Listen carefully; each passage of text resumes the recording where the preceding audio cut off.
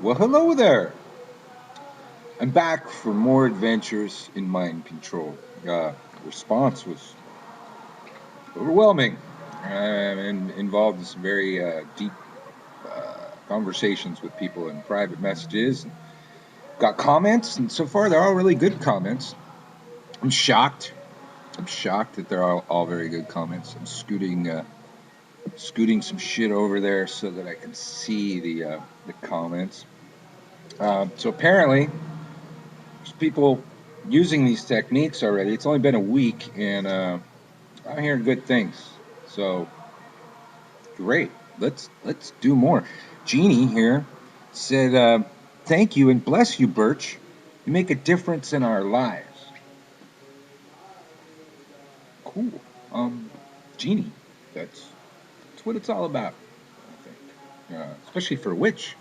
So we do. We're going around making a difference in people's lives. I'm glad that works, and I'm glad that we're making a difference in people's lives elsewhere. So, following up on what I already said on the mind control rant, I want to make sure to get some basics across here. Can't get the clock to where I can see the fucking thing. All right, well, that's not going.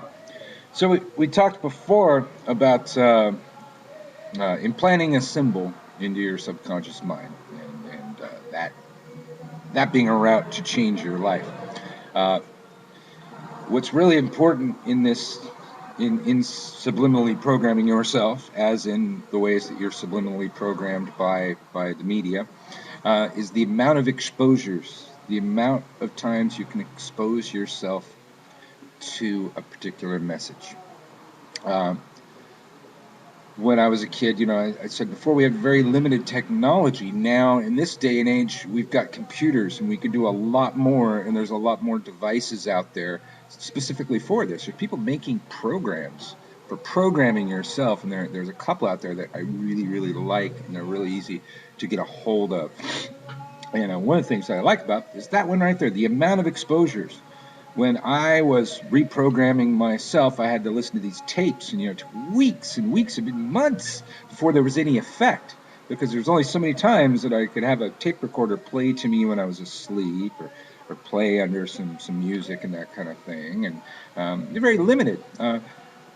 With very limited computer skills now, you can layer audio on top of each other to where you can expose yourself to a message uh, countless times. I don't know the exact number of where it'd be too much, but in theory, you can expose yourself in a second to a command to your subconscious mind 300 times. 300 times a second. You can have that message repeating in there with just a little audio. With compression software. Now that's dramatic. The amount of time it took me to get 300 times exposure to a message took a long time. Now we can get much more immediate effects with modern technology. And I might as well do something with modern technology, because you know what? Modern technology's doing something to you, and it's done it to you. You might as well turn it around and use it back. And I see my hand blurring as I'm talking. I'm sorry. Tried to fix my technology here. According to the manual, you can adjust the frame rate on this camera. That button does not exist in reality. I looked, it definitely is not there. That function does not exist. They need to put out a patch for video web camera by fucking Microsoft. That's not one of the programs that I want to endorse here. Two things right here. You're at a computer now, right? And you're watching this, hopefully because you watched the first one. You said, hey, that's a good idea. Program myself. Defrag my hard drive, as it were. Two programs that I really like out there is the first one is the Brainwave Generator. There's probably several versions now, but the BWG you can get as shareware. You can download the shareware version.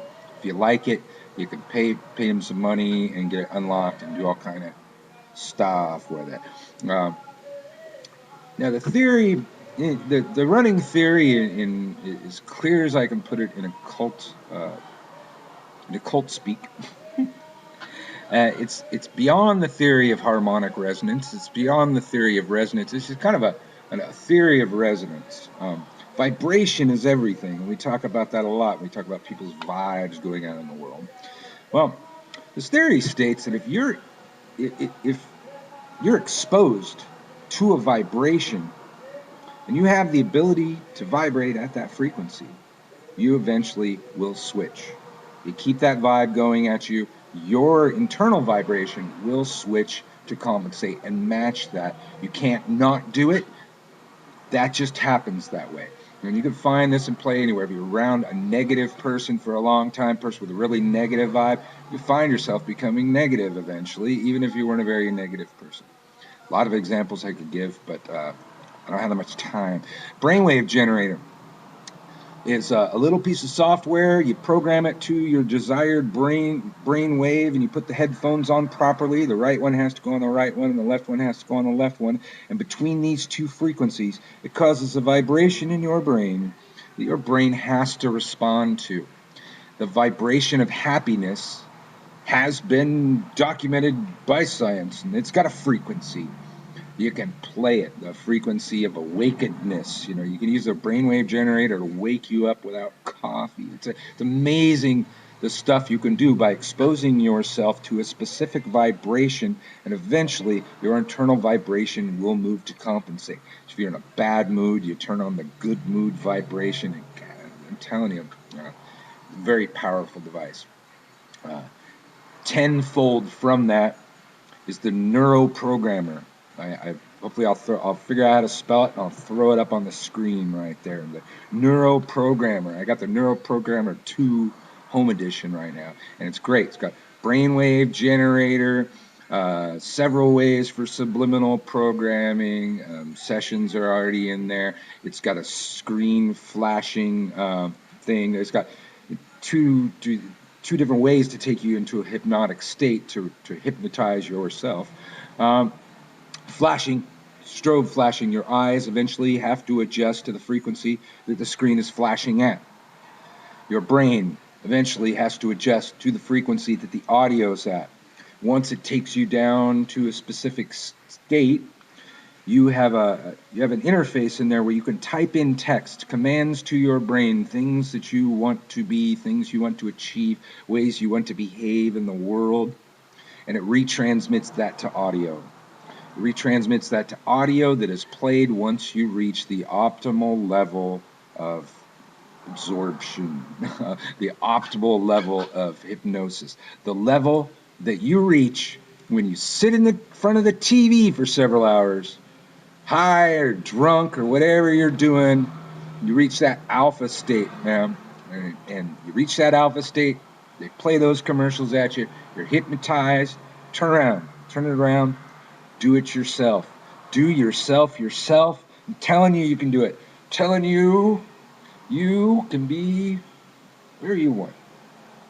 You could probably subliminally program yourself to be able to fly, but that's silly. We have planes. Just go fly a plane. But in theory, you can change a lot about yourself, a lot that you want to be. Even little things, your memory. I've been working on trying to remember names. Got a program programming me to remember names. So next time we meet, I might just remember your name. It's one thing I've been bad at. Well, lots of things I've been bad at. One thing I'm still bad at, working at it now. So remember, Brainwave Generator, Neuro-Programmer.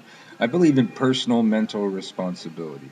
You're responsible for your thoughts. Yeah, everybody has bad thoughts, but you're going to sit there and dwell on them. You're going to sit there and vibe on them. Well, that vibe is going to go into the universe, according to our people. That vibe's going to go out, and it's going to affect everybody else. So put that shit in check. You have the tools.